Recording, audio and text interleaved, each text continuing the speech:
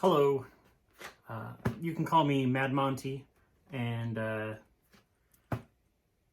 for those, if you haven't yet, I just finished reading in the Grimm's Complete Fairy Tales, the story of the Frog Prince, and I just have to now go through analysis of this. I mean, I don't have to, but I really want to go into an analysis of the story of the Frog Prince, because, oh boy, that is it's a fun story.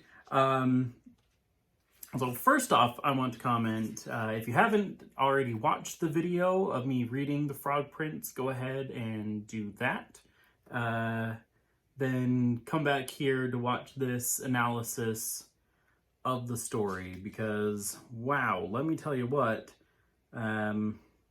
First off, I'm going to assume that the princess, this youngest princess, is of legal age for marriage and all that stuff.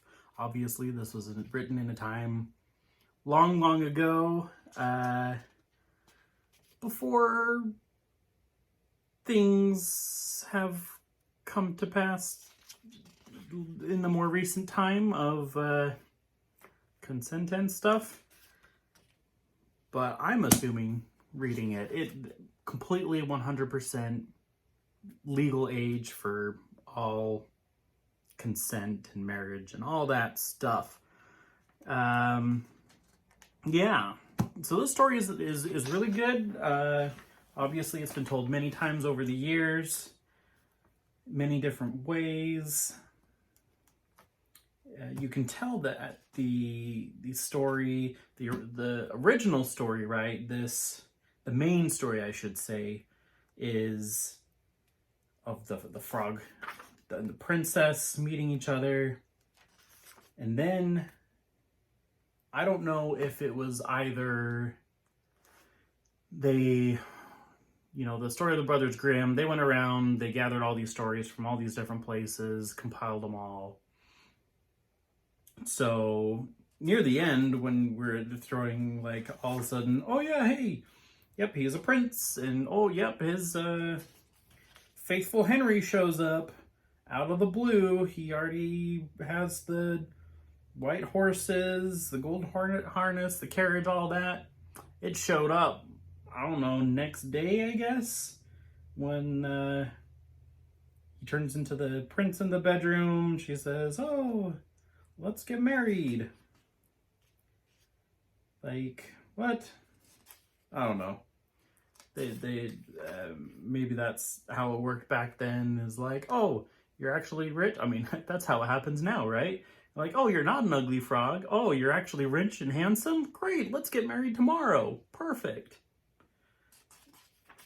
That's how it works, right? That's how it's worked.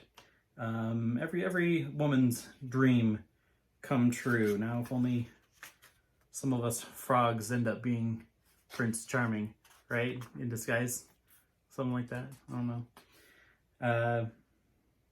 But yeah, Faithful Henry showing up out of the blue. So I don't know if it was like an ongoing, like, story chain, right? Like, maybe the village storyteller has been telling the story for years, and so Faithful Henry and all this stuff, putting the bands of iron around his heart, all backstory that was told previous nights before the Brothers Grimm were in town for that night's stories. That would be feasible. I mean, I can't be too hard on the Brothers Grimm, right? Because we've had so many years after the writing of these fairy tales, the collection of these fairy tales, to analyze stories, to run tests in groups to see which stories are going to be best, how people react to them. So, they were just jotting down this stuff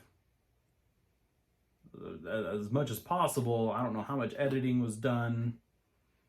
But nowadays, if a story was written like this, people would be like, I mean, there are still stories that actually happen like this, right? It's like, well, that came out of the blue. What the heck? But people don't really like that.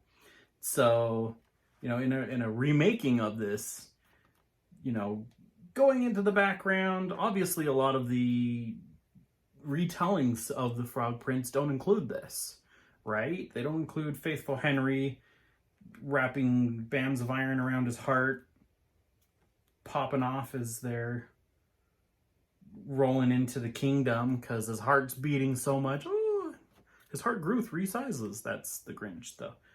But yeah, in a rewrite of the story, either including more backstory for Mr. Faithful Henry or just eliminating that completely, definitely a better way of going around it, about it. But yeah, so I thought it was really fun reading this story in its, obviously it was written in German, right? The Grimm brothers are German, so there may have been a bit that got lost in translation to English. There always is when you go from one language to another. You've had so many years of time, but I don't know German. I could probably read it and butcher a bunch of words, but I wouldn't understand it. But I do enjoy reading it in English, in its almost original form, right? And being able to take that, my creative brain juices are flowing, thinking about different ways to edit the story, come up with my own version of it. But yeah, so thank you guys very much for bearing with me as I rant about the story and analyzing that. And hopefully you enjoyed my reading of the story. Please be sure to like the video, to subscribe. I'm just starting out right now, and I would love the support and feedback. If you have any criticisms, sound, lighting, any of that stuff, be sure to leave that in the comments below. Thank you very much. Appreciate it, and I look forward to reading more stories and then analyzing them.